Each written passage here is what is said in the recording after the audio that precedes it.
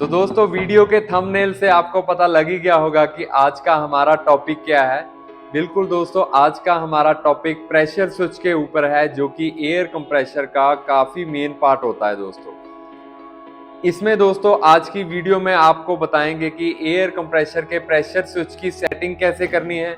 अगर आपके pressure switch में कोई फॉल्ट आपको लग रहा है तो उसको फाइंड आउट कैसे करना है, कौन सी कंपनी का प्रेशर स्विच बढ़िया होता है ये भी आपको गाइडेंस देंगे। हम अपनी तरफ से कौन सा ऑफर करते हैं वो आपको बताएंगे। तो दोस्तों वीडियो में देर ना करते हुए चलते हैं अपने कंटेंट की तरफ कि आज की हम वीडियो में आपके लिए क्या क्या लेके आए हैं। उससे पहले दोस्तों, अगर आपने चैनल को सब्सक्राइब नहीं किया अभी तक तो चैनल को सब्सक्राइब कर दीजिए, क्योंकि आपके लिए हम लोग बहुत ही बढ़िया बढ़िया कंटेंट आगे भी लेके आने वाले हैं। तो वीडियो अगर अच्छी लगे तो एंड में जाते जाते उसको लाइक करते जाना दोस्तों।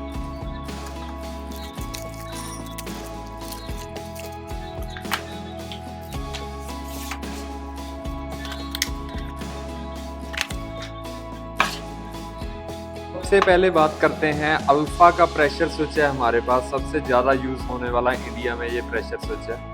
आप लोगों ने भी काफ़ी आपके कंप्रेशर्स के ऊपर भी इस तरह का मॉडल लगा होगा, चाहे कि वो अल्फा का है या किसी और कंपनी का है। इस तरह का मॉडल जो है काफ़ी इंडिया में यूज़ होता है।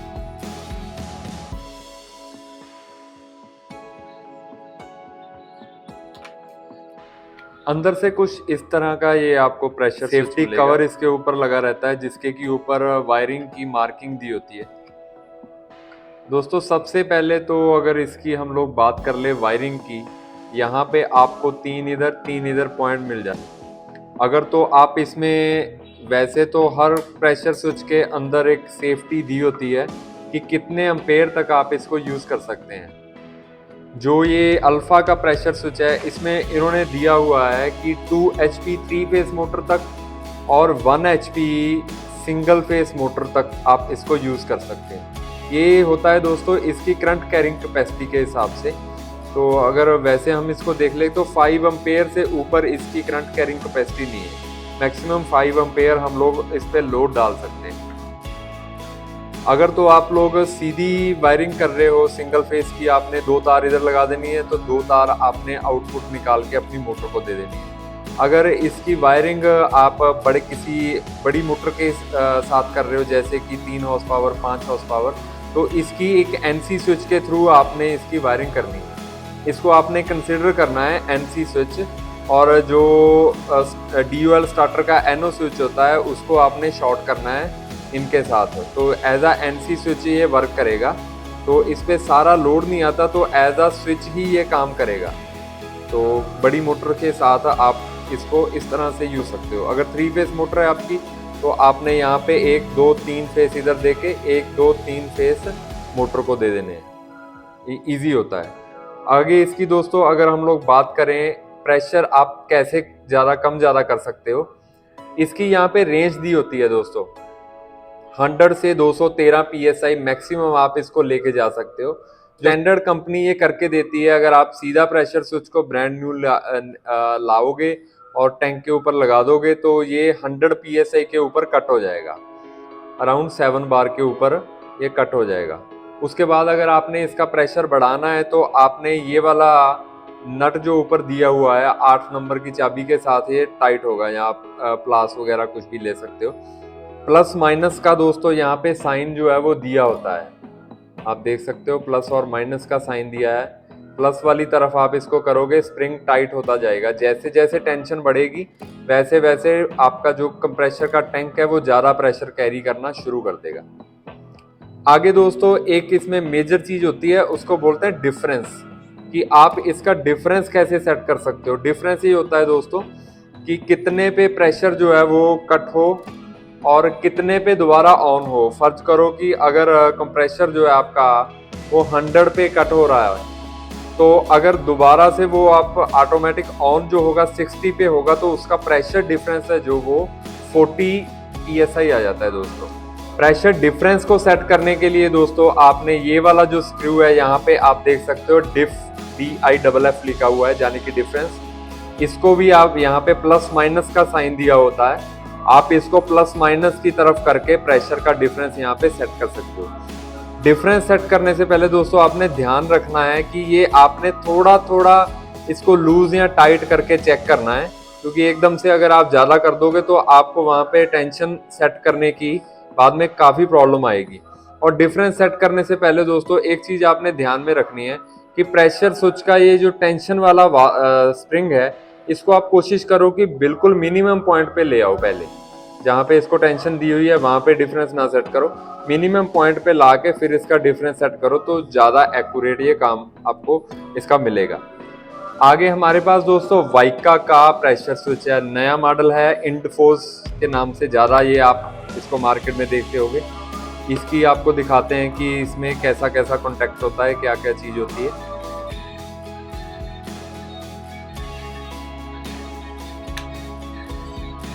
वाइका का ये प्रेशर स्विच दोस्तों आप देख रहे हो, इसका मॉडल नंबर आपको मैं बता दूं PSM 630 इसका मॉडल नंबर है। नया मॉडल ये कंपनी ने लॉन्च किया है।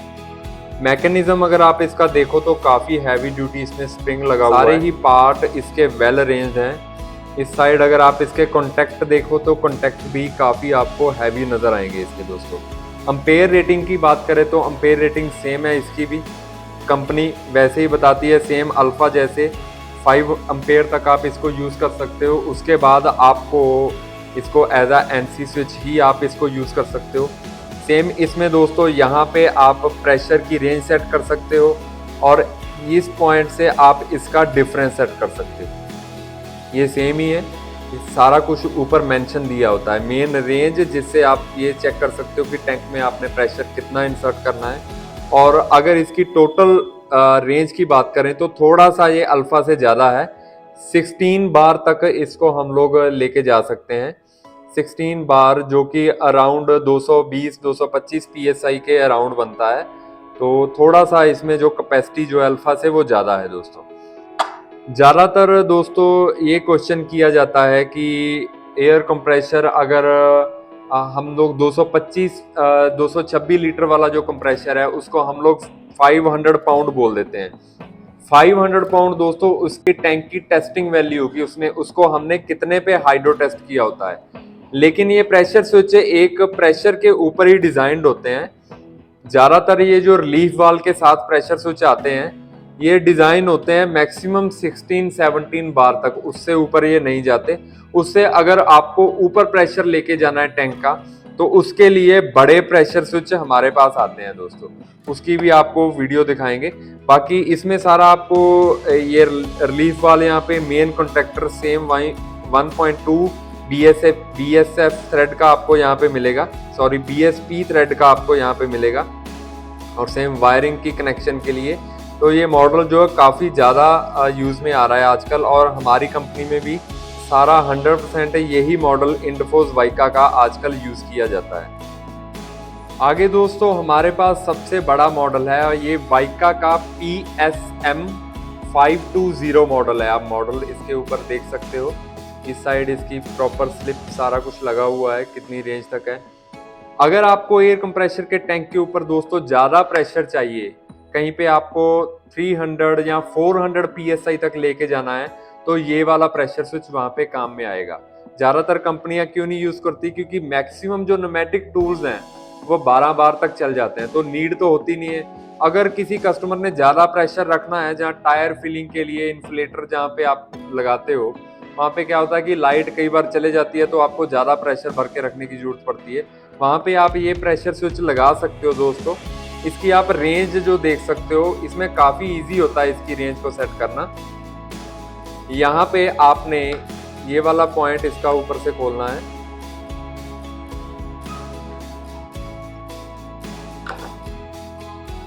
यहाँ पे आप इसकी रेंज जो है वो दोस्तों सेट कर सकते हो। जैसे जैसे आप इसको टाइट करते जाओगे नीचे PSI रेंज यहाँ पे लिखा है वो बढ़ता जाएगा, अगर इसको आप लूज करेंगे तो कम होता जाएगा। स्क्रीन यहाँ पे मीटर लगा के इसका सारा उन्होंने दिया हुआ है, लेवलर के अकॉर्डिंग आप इसका प्रेशर स्विच अरेंज कर सकते हो अपने हिसाब से। डिफरेंस की दोस्तों बात करें तो डिफरेंस का भी स्केल अलग से दिया हुआ है। यहाँ पे ये डिफरेंस का यहाँ पे स्क्रू दिया हुआ है, इसको आप जैसे जैसे टाइट करते रहोगे डिफरेंस कंप्रेशर का बढ़ता रहेगा, ढीला करते रहोगे डिफरेंस जो है इसका कम आता रहेगा। तो इसकी सेटिंग काफ़ी इजी है, आपको इसको ज़्यादा खोलना नहीं पड़ता। आगे इसकी अगर दोस्तों बात करें वायरिंग की इस प्रेशर स्विच की,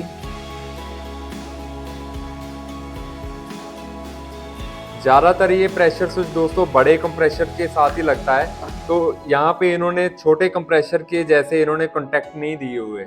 आपको यहाँ पे NO, NC और कॉमन पॉइंट मिलेगा।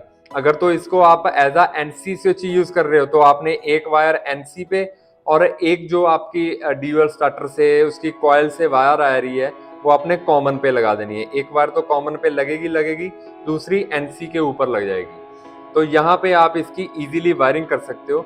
अगर आप इसको डायरेक्ट वायरिंग करना चाहते हो तो इस प्रेशर स्विच में ऐसी कोई ऑप्शन नहीं होती दोस्तों, क्योंकि इसमें रिलीफ वाल्व नहीं होता, बड़े कंप्रेसर के साथ ही ये लगना है।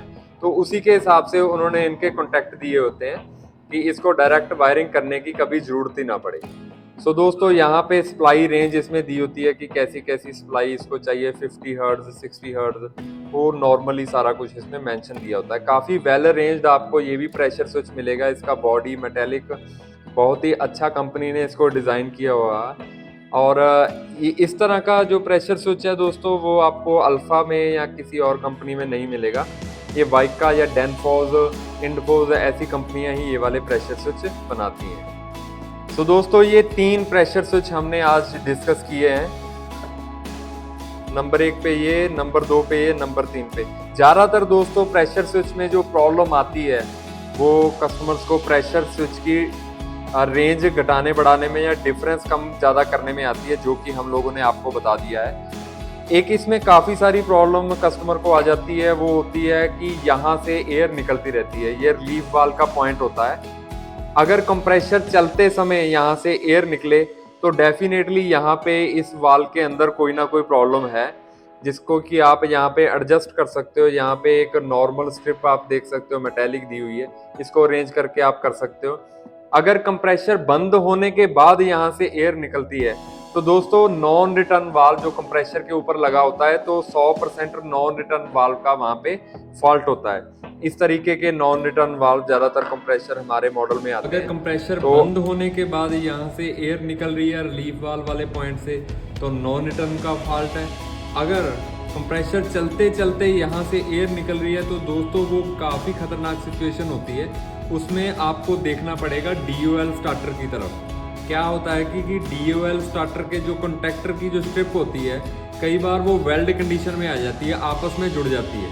ये सिर्फ उसी टाइम प्रॉब्लम आएगी अगर आपने DOL स्टार्टर इसके साथ यूज़ किया होता है। DOL स्टार्टर पुराना होने की वजह से उसकी जो स्ट्रिप्स होती हैं, मेटेलिक स्ट्रिप्स होती हैं, अगर वो आपस में जुड़ जाए उसके कॉन्टैक्ट, तो एयर कंप्रेसर बंद नहीं होगा।